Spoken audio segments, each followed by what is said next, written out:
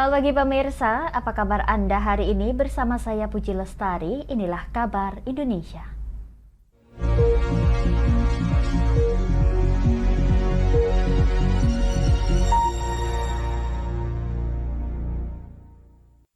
Pemirsa, Partai Persatuan Pembangunan P3 menggelar rapat pimpinan nasional menghadapi pemilu 2024.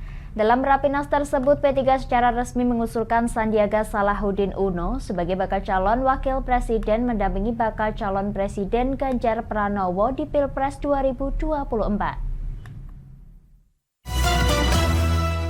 Partai Persatuan Pembangunan. Bismillahirrahmanirrahim. Partai Persatuan Pembangunan P3 resmi mengusulkan Sandiaga Salahuddin Uno sebagai bakal calon wakil presiden mendampingi bakal calon presiden Ganjar Pranowo. Keputusan tersebut diambil usai menggelar Rapimnas P3 di Jakarta yang berlangsung pada 16 hingga 17 Juni. Pelaksana tugas Ketua Umum P3 Muhammad Mardiono diberi amanah untuk memperjuangkan Sandiaga Uno agar bisa menjadi cawapres Ganjar Pranowo. Mengusulkan Pak Sandiaga Salahuddin Uno agar diperjuangkan melalui meja perundingan terhadap partai-partai politik yang telah bekerja sama politik, terutama adalah dengan PDI Perjuangan. P3 turut menugaskan Sandiaga Uno sebagai Ketua Badan Pemenangan Pemilu karena ia memiliki pengalaman kontestasi politik yang baik. Ini tugas yang amat berat dan saya terima dengan penuh tawadu dan saya akan menjalankan kerja keras, kerja cerdas, kerja tuntas dan kerja ikhlas demi nomor 17. Sebagai Ketua Bapilu, Sandiaga memiliki tugas pokok untuk memenangkan P3 dalam pemilu legislatif, presiden dan wakil presiden, serta pilkada serentak 2024.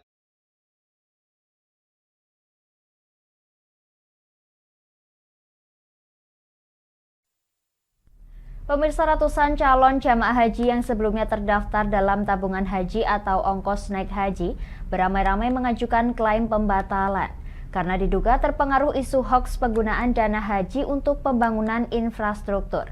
Sebagian besar calon jamaah haji terdaftar dalam agenda pemberangkatan haji tahun ini.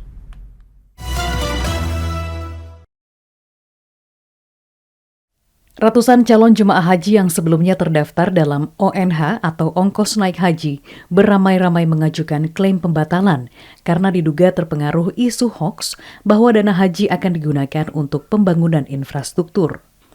Dari seluruh provinsi di Indonesia, nasabah ONH dari Provinsi Nusa Tenggara Barat menjadi yang tertinggi melakukan penarikan biaya ibadah haji tersebut.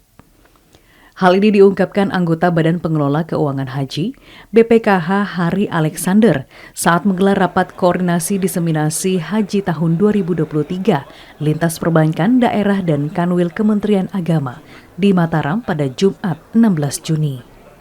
Ia menyebutkan akibat isu hoaks tersebut, lebih dari 800 calon jemaah haji asal NTB menarik biaya haji.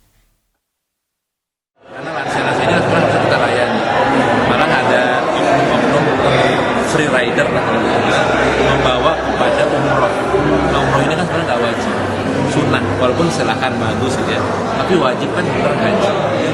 Yang ada terjadi kami lihat bahkan itu uangnya tidak disetor, tidak juga untuk umroh, sehingga jemaah malah jadi korban penipuan.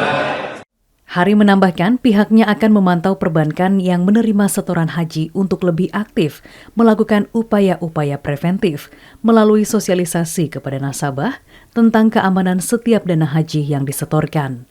Ia juga meminta Kanwil Kementerian Agama untuk mengusung berbagai program yang meningkatkan antusiasme masyarakat untuk melaksanakan rukun Islam kelima tersebut.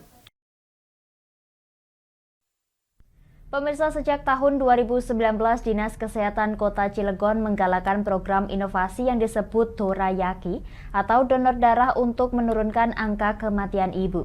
Bersama dengan unit donor darah PMI Kota Cilegon, Dorayaki mendatangi kantor-kantor, rumah sakit dan puskesmas. untuk menggelar aksi donor darah bagi karyawan.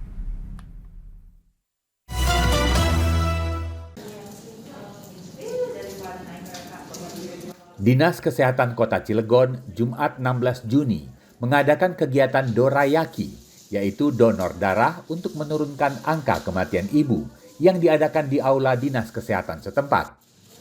Dorayaki disebut sebagai gagasan baru atau inovasi dari Dinas Kesehatan dan Unit Donor Darah UDD PMI Kota Cilegon, mendatangi kantor-kantor pemerintah dan pusat layanan kesehatan seperti rumah sakit dan puskesmas, serta menggelar aksi donor darah setiap 3 bulan sekali.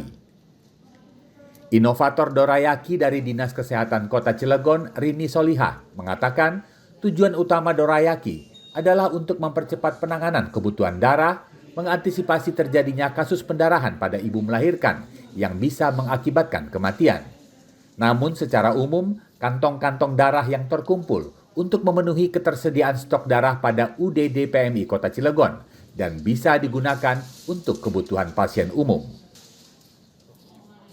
Alhamdulillah dengan kegiatan ini, stok darah di PMI yang selama ini sebelum belum ada inovasi Dorayaki itu banyak yang sering stoknya kosong gitu. Semenjak ada ini tuh alhamdulillah terpenuhi gitu. Sebenarnya tujuannya dari Dorayaki itu kan untuk persiapan ibu melahirkan atau nifas yang mengalami perdarahan. Sementara Dorayaki ini juga dilaksanakan di seluruh puskesmas dan selain di dinas ya, secara rutin per 3 bulan sekali. Jadi upaya ini kita lakukan memang untuk meningkatkan dulu sebenarnya minat daripada masyarakat untuk melakukan donor darah. Dengan kegiatan ini karena tujuannya adalah untuk menurunkan angka kematian ibu, mudah-mudahan masyarakat tergerak untuk melakukan donor darah. Dari program inovasi Dorayaki yang dijalankan sejak tahun 2019 dan menyasar tenaga kerja bidang kesehatan, tak kurang dari 575 kantong darah terkumpul setiap tahun. Dorayaki diklaim mampu menekan angka kematian ibu di Kota Cilegon, khususnya akibat kasus pendarahan saat melahirkan yang perlu selalu diwaspadai, serta terkait kasus eklamsia karena hipertensi dan infeksi. Data menyebutkan angka kematian ibu dari tahun ke tahun di Kota Cilegon menunjukkan tren penurunan. Pada tahun 2018, angka kematian ibu tercatat sebanyak 14 orang, sedangkan di tahun 2022 berhasil ditekan menjadi 3 orang.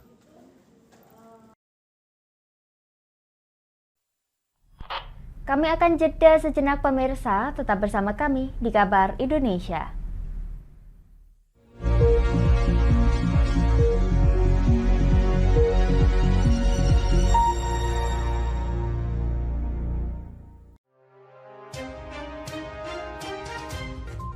Inilah ketiga anggota komplotan pencuri spesialis pecah kaca mobil setelah melakukan penggelapan 20 sepeda motor dan 2 unit mobil dengan modus retard. Merangkum semua peristiwa sebagai berita yang penuh fakta. Bersama Puji Lestari, saksikan Jateng hari ini setiap Senin hingga Sabtu jam 4 sore hanya di Lingkar TV.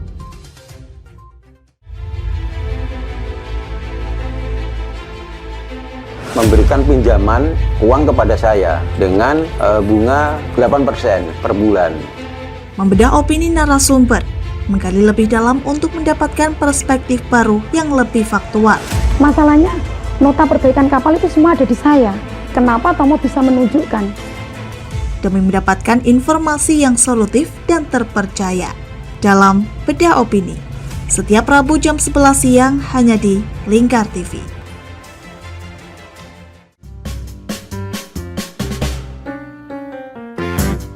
Mari pilih motif batik yang kamu suka di Batik Yuliati Warno. Memproduksi dan menjual batik tulis bakaran khas Pati dengan kualitas yang sangat istimewa.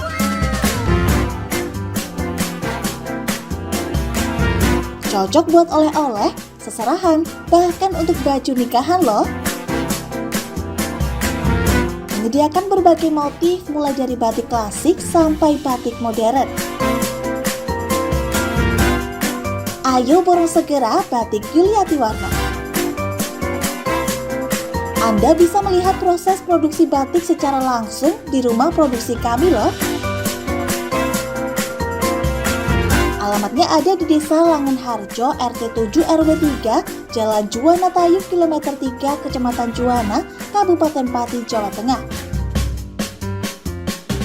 Atau Anda bisa menghubungi nomor telepon kami di 081 326 693 300. Ayo datang dan pilih motifmu segera.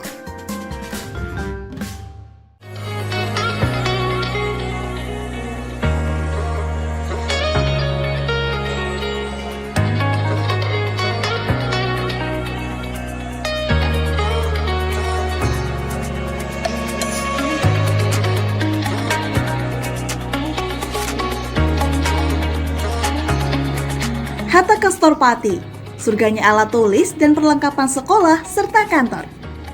Mau cari buku? Ada. Mau cari alat tulis? Ada dong pastinya. Atau mau cari tas? Juga ada. Semuanya lengkap di Hatta Kastor Pati. Kami siap melayani Anda dengan sepenuh hati.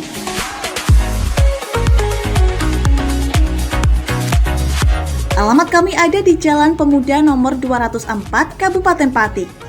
Buka dari jam 8 pagi sampai jam setengah 9 malam. Anda mau cari kami di e-commerce? Juga tersedia. Atau Anda bisa mengunjungi Instagram dan TikTok kami di @hataka.official. Ayo, tunggu apa lagi? Penuhi kebutuhan alat tulis dan aksesoris sekolah serta kantor Anda di Hatta Kastor Pati. Ada buku, ada meja. Yuk beli di Hatta Kastor aja.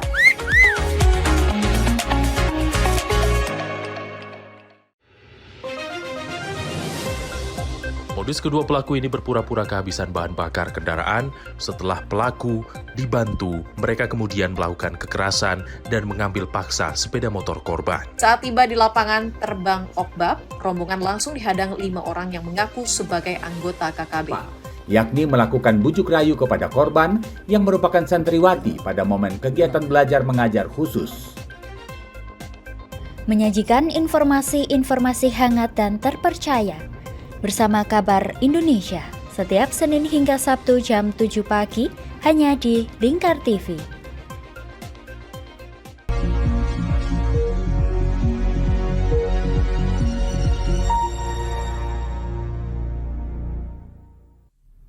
Anda masih menyaksikan Kabar Indonesia pemirsa. Air Sungai Bengawan Solo kembali tercemar limbah. Akibatnya perusahaan air minum Toyo Wening atau PDAM Solo menghentikan operasional pengambilan dan pengolahan air baku di instalasi pengolahan air Semanggi.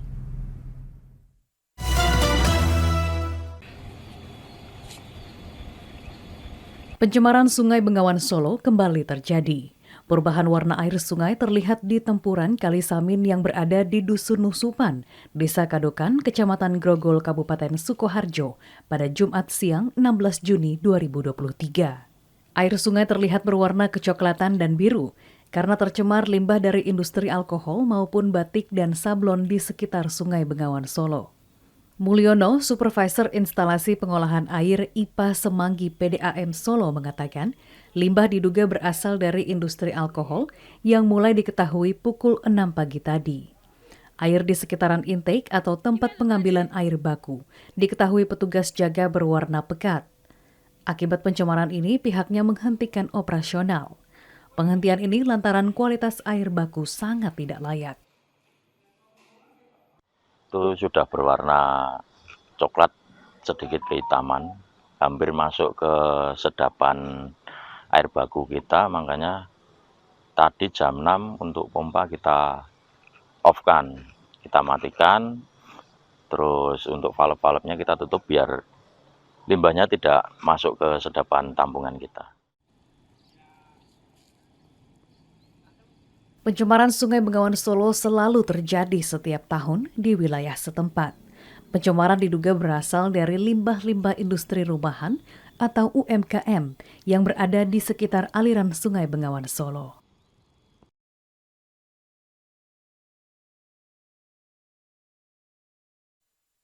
Pemirsa, kekhawatiran akan meningkatnya pecandu pornografi, utamanya di kalangan remaja, membuat sejumlah mahasiswa Fakultas Ilmu Komputer Universitas Jember mengembangkan aplikasi Freemi. Mengusung konsep simulasi permainan bagi pengguna, aplikasi yang kini masih berstatus purwarupa atau prototipe itu akan terus dikembangkan dengan menggandeng para pakar di bidangnya.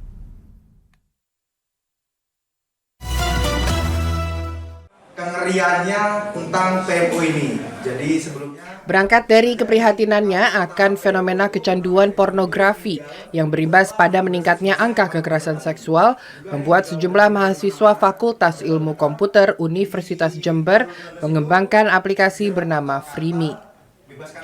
Aplikasi ini dibuat demi mencegah kecanduan pornografi, termasuk mengurangi kebiasaan masturbasi yang disebabkan oleh kecanduan pornografi. Freemi dibuat oleh tim Surface 555 yang beranggotakan Rizky Dwi Putra, Amelia Puspita Wardani, dan Muhammad Amanda Maulana Malik Ibrahim. Amelia pada Jumat 16 Juni mengatakan para pengguna aplikasi juga dapat saling mendukung melalui fitur komunitas dan dapat diakses menggunakan identitas samaran atau anonim. Aplikasi ini mengusung konsep permainan virtual, memposisikan pengguna sebagai karakter game yang berjuang melawan kebiasaan PMO atau porno masturbasi orgasme. Di aplikasi itu juga berlaku sistem reward bagi pengguna yang berhasil meraup poin hasil mengurangi kecanduan pornografi. Penyebabnya mengakses konten pornografi itu pertama karena nggak ada kesibukan, terus yang kedua karena kesepian, terus mereka bingung mereka merasa adiksi ini itu buruk bagi mereka, tapi mereka nggak tahu mau kemana gitu. Nah, aplikasi ini hadir untuk membantu menjawab 3 keresahan ini. Dalam proses pengembangannya, pencipta aplikasi Freemi nantinya juga akan menggandeng para pakar untuk memberikan konseling bagi pengguna.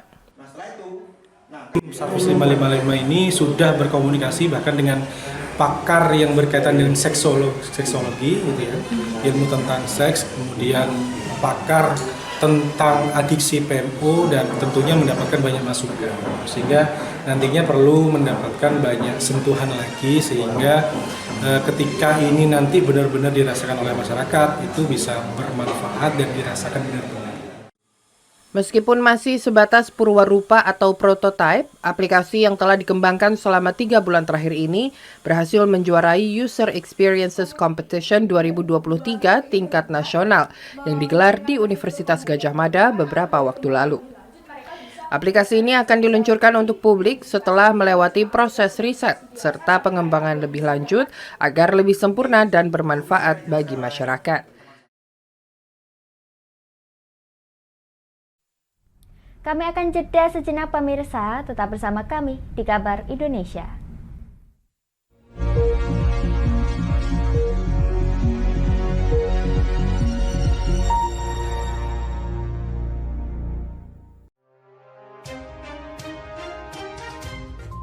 Inilah ketiga anggota komplotan pencuri spesialis pecah kaca mobil setelah melakukan penggelapan 20 sepeda motor dan 2 unit mobil dengan modus retal.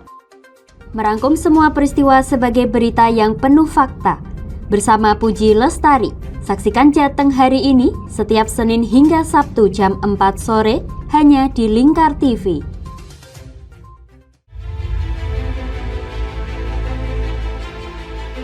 Memberikan pinjaman uang kepada saya dengan bunga 8% per bulan. Membedah opini narasumber, menggali lebih dalam untuk mendapatkan perspektif baru yang lebih faktual. Masalahnya, nota perbaikan kapal itu semua ada di saya. Kenapa Tomo bisa menunjukkan? Demi mendapatkan informasi yang solutif dan terpercaya dalam Bedah Opini. Setiap Rabu jam 11 siang hanya di Lingkar TV.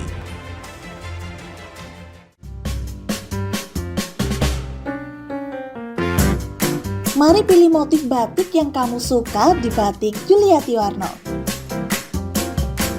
Memproduksi dan menjual batik tulis bakaran khas Pati dengan kualitas yang sangat istimewa.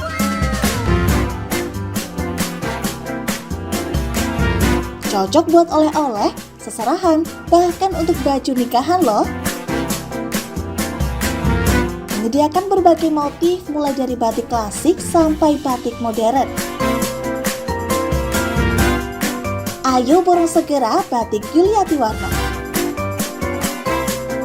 Anda bisa melihat proses produksi batik secara langsung di rumah produksi kami loh.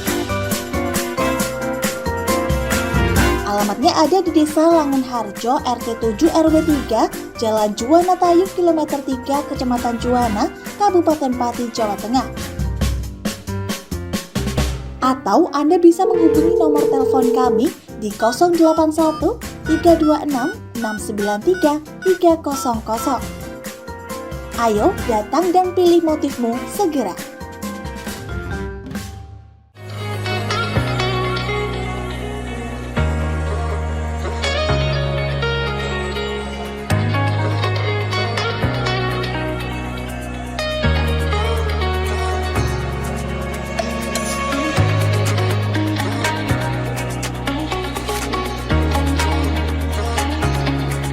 Hatta Kastor Pati, surganya alat tulis dan perlengkapan sekolah serta kantor. Mau cari buku? Ada. Mau cari alat tulis? Ada dong pastinya. Atau mau cari tas? Juga ada. Semuanya lengkap di Hatta Kastor Pati. Kami siap melayani Anda dengan sepenuh hati.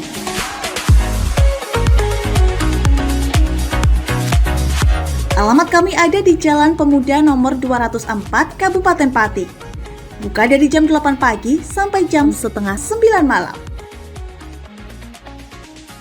Anda mau cari kami di e-commerce? Juga tersedia. Atau Anda bisa mengunjungi Instagram dan TikTok kami di @hataka.official. Ayo, tunggu apa lagi? Penuhi kebutuhan alat tulis dan aksesoris sekolah serta kantor Anda di Hatta Kastor Pati.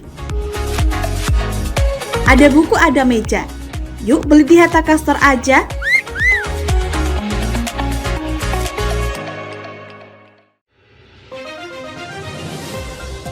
Modus kedua pelaku ini berpura-pura kehabisan bahan bakar kendaraan. Setelah pelaku dibantu, mereka kemudian melakukan kekerasan dan mengambil paksa sepeda motor korban. Saat tiba di lapangan terbang Okbab, rombongan langsung dihadang 5 orang yang mengaku sebagai anggota KKB. Yakni melakukan bujuk rayu kepada korban yang merupakan santriwati pada momen kegiatan belajar mengajar khusus. Menyajikan informasi-informasi hangat dan terpercaya bersama Kabar Indonesia setiap Senin hingga Sabtu jam 7 pagi hanya di Lingkar TV.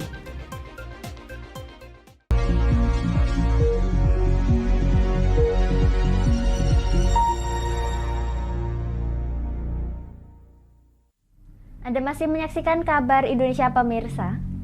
Tim Anugerah Desa Wisata Indonesia atau ADWI 2023, Kementerian Pariwisata dan Ekonomi Kreatif mengunjungi Desa Wisata Kampung Baselang di Kelurahan Talang Bakung, Kota Jambi. Tim ADWI melakukan penilaian terhadap kampung tersebut karena menjadi salah satu kampung yang masuk top 75 desa wisata di Indonesia.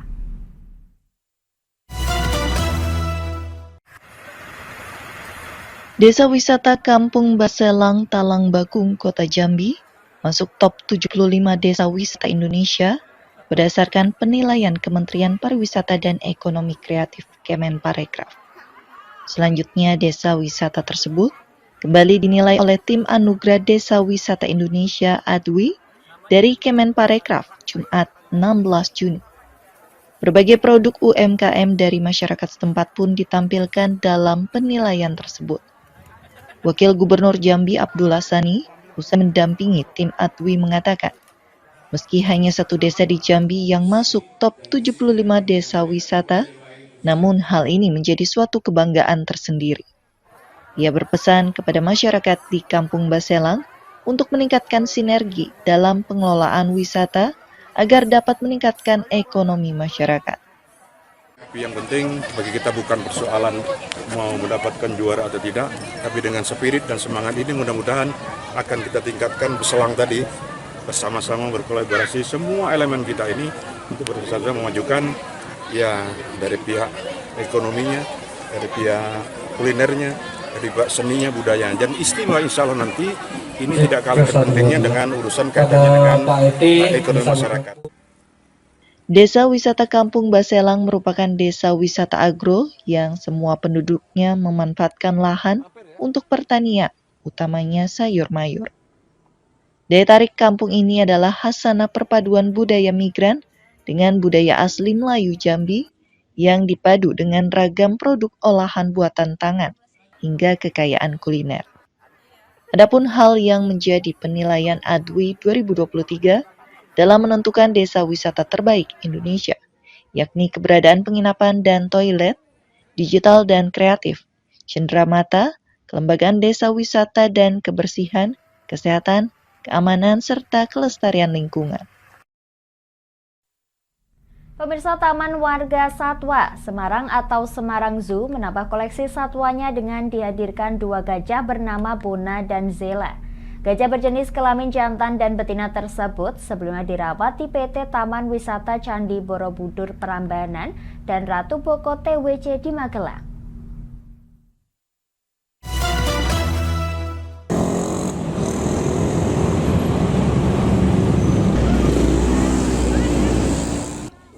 Taman Marga Satwa Semarang atau dikenal dengan Semarang Zoo kini memiliki koleksi satwa baru dengan hadirnya 2 gajah bernama Bona dan Zela. Gajah Sumatera berjenis kelamin jantan dan betina berusia sekitar 37 tahun ini sebelumnya dirawat di PT Taman Wisata Candi Borobudur, Prambanan dan Ratu Boko TWC di Magelang dan mulai dipindahkan ke Semarang Zoo pada 13 Juni 2023. Pemindahan kedua gajah ini karena adanya rehabilitasi zona hijau yang berdampak pada kandang gajah, sehingga gajah-gajah koleksi TWC yang berjumlah 5 ekor dikembalikan kepada Kementerian Lingkungan Hidup dan Kehutanan melalui Badan Konservasi Sumber Daya Alam BKSDA Jawa Tengah. Sementara 3 gajah lainnya diserahkan kepada BKSDA Daerah Istimewa Yogyakarta untuk kemudian dirawat di Gembira Loka Zoo Yogyakarta. Kepala BKSDA Jawa Tengah, Darmanto, saat serah terima perawatan kedua gajah pada Jumat 16 Juni menyatakan pihaknya berharap agar kedua gajah tersebut dirawat secara baik, sehingga tak hanya menjadi tontonan bagi pengunjung, namun juga bisa berkembang biak. Jadi lembaga konservasi ini di samping sebagai tempat untuk wisata yang terbatas, karena ini lembaga konservasi juga tempat untuk breeding, supaya satwa yang ada di sini jangan sampai sia-sia hidupnya. Terus kemudian ini kita juga lagi untuk memprogres dari kedatangan pertama kali ke sini, ke Semarang Zoo. Tentunya progres-progres untuk menjodohkan ini tidak mudah. Mungkin ini proses yang mungkin agak panjang, yang nanti by proses akan kita lakukan untuk pelan-pelan untuk menjodohkan antara Zela dengan dengan Bona ini agar nanti bisa produksi di sini, tentunya bisa berkembang biak di PT Taman Satwa ini. Dengan bertambahnya koleksi satwa di Taman Marga Satwa Semarang atau Semarang Zoo ini, maka diharapkan mampu menjadi daya tarik bagi pengunjung.